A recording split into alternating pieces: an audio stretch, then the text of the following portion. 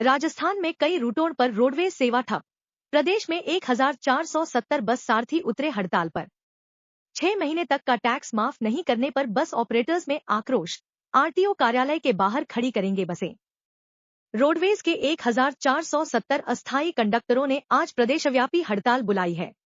इसका असर सड़कों पर देखने को मिल रहा है। कई जगहों पर रोडवेज की बस सेवा ठप हो गई है, जिसका खामियाजा यात्रियों को भुगतना पड़ रहा है। राजधानी जयपुर, जोधपुर, कोटा, बीकानेर, अजमेर, भरतपुर सहित सभी संभागीय मुख्यालयों पर इसका असर देखने को मिल रहा है। कोटा, राजस्थान राज्य पथ परिवहन निगम रोडवेज में बस सारथी के पद पर लगे करीब 1470 अस्थायी कंडक्टरों ने आज प्रदेशव्यापी हड़ताल कर दी है। इसके चलते प्रदेश में कई जगहों पर रोडवेज की बस सेवा ठप हो गई है, जिसका खामियाजा यात्री भुगत रहे हैं। रोडवेज बस स्टैंड पर ये यात्री पहुंचे रहे हैं, लेकिन उन्हें बस सेवा का फायदा नहीं मिल पा रहा है।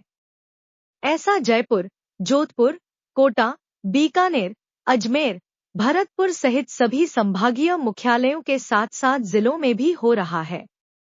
चीफ मैनेजर मीणा का कहना है लंबे रूट की बसों को उन्होंने निकाल दिया है, जबकि कुछ छोटे रूट की बसें हैं जहां पर यात्री भार कम रहता है, उन्हें अभी कटौती की है। छुट्टी पर गए, बुकिंग पर बैठे और ड्यूटी ऑफ कर गए परिचालकों को बुलाकर बसों को रवाना कर रहे हैं।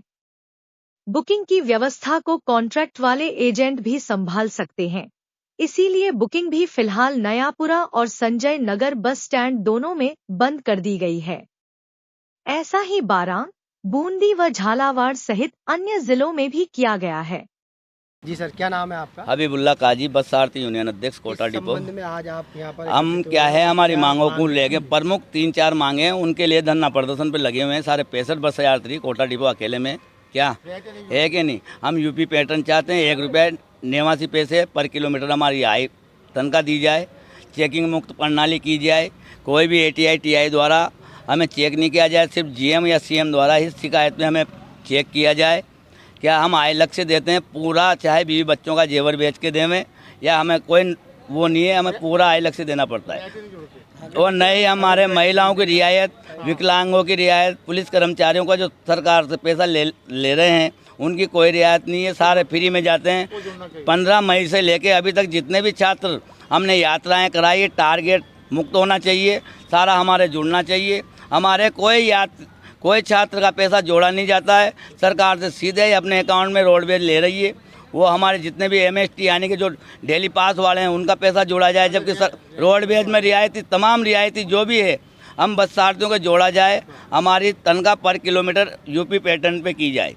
और हम सबको टारगेट पर से गवर्नमेंट सरकार के क्या आदेश है, क्या नियम है? ये नियम ये है कि जो भी बस सारथी रूट पे चलता है, चोरी करता पकड़ा जाता है, उसको खिलाफ बंद करा दो। ये नए नियम, एक सवारी 2 अवैध वाहन, क्या उन पे FIR दर्ज करा दी। अभी कल नौका में, परसों के रोज नौका में थानेदार हमारे चेकिंग उड़न दस्ते ने 5808 उनको बंद करा दिया है।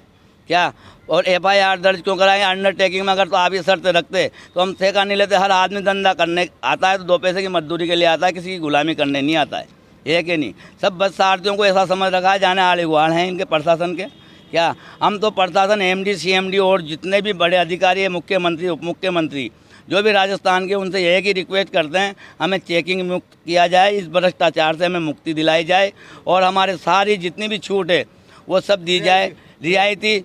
और जितने भी 15 मई से लेकर अभी तक एग्जाम हुए हैं, जिन बच्चों को हमने परीक्षाएं दिलवाई, जितनी जनता की सेवाएं की है, उन सबको मुक्त किया जाए, टारगेट फ्री किया जाए। हमारी तनख्वाहें पूरी यही में लेस हो जाती है। हमारा आइलक्स आए या नहीं आए, फिर भी हम यहाँ पूरा देते हैं। जब हम आइलक्स पे चल ही रहे हैं तो उसमें चेकिंग प्रणाली क्यों? आपको पूरा आपके बताए हुए किलोमीटर के हिसाब से पैसे दे रहे हैं, तो आप हमारे ऐसा ही करो ना।